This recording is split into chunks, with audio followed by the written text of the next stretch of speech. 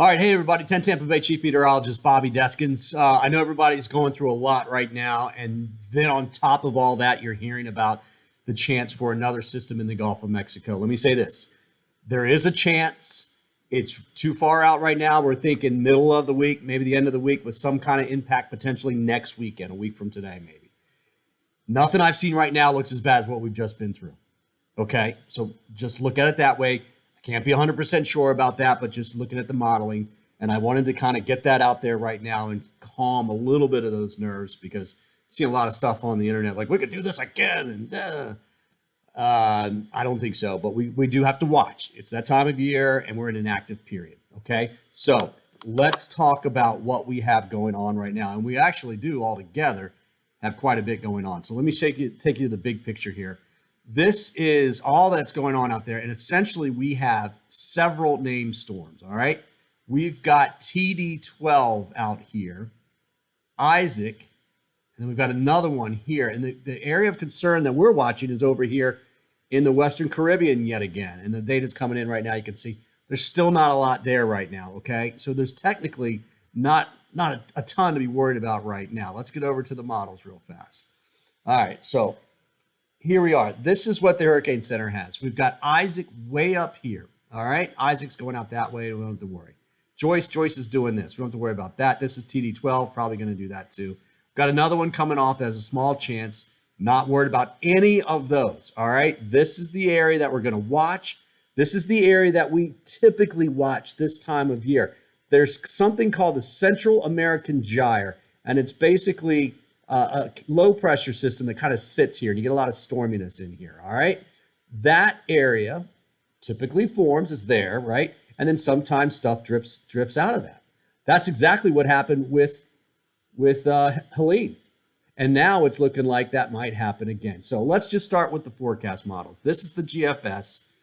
This is Tuesday morning sunrise. See some moisture coming into the Gulf.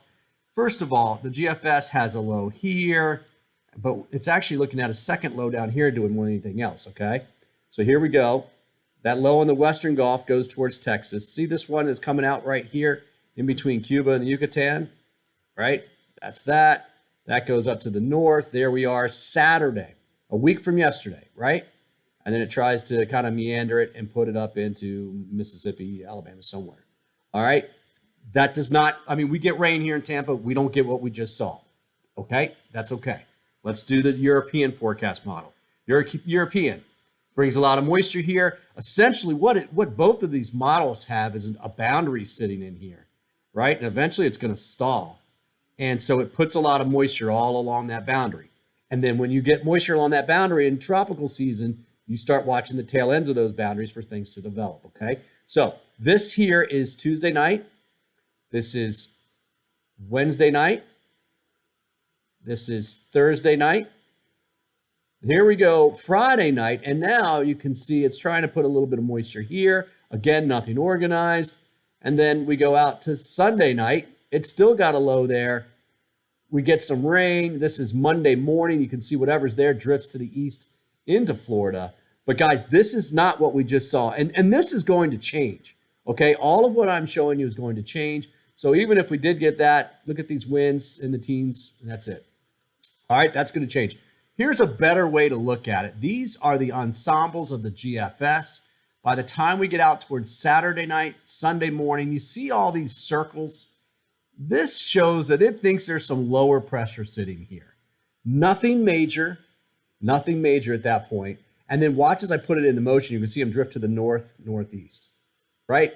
That means that this model says there could be something here, all the way by that time, okay?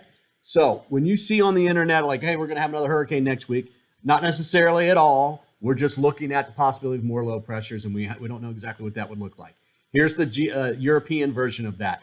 Now, the European version, you notice this one here, it does have some stronger ones here, okay? But watch where those go. Those end up going more to the north, and this is just the latest run of the ensembles, okay? This is going to change a little bit. So here is the look from the European for the risk for tropical storm through the 8th of Tuesday the 8th, Wednesday the 9th. All right, the risk of hurricanes, probability of hurricanes, nothing. Tropical depression, sure, that's nothing. But tropical storm, winds of 39 or higher, there you go. Hurricane, winds of 74 or higher, not there. All right. So yes, there is a chance that we get something, but don't worry about that at this particular time. Okay. The deal is we do have potentially something in the Gulf of Mexico by the middle of this upcoming week. Don't worry about it right now. We'll update you if we do start getting worried about it. But because of the situation we just went through, we have to mention that right now. Okay. And don't worry. Of course, we'll always keep you updated right here on my YouTube page, my Facebook page, of course, on 10 Tampa Bay.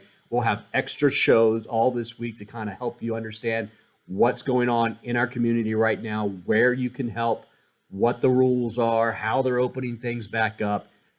It is going to be a long recovery along our beaches, all right, and areas that basically just got devastated by this surge. All right, so it's going to be a while, and we're going to help you through it. We're all in this boat together. All right, so reach out, as I always said, to your friends and your family and see if there's anything you can do to help them. All right, take care.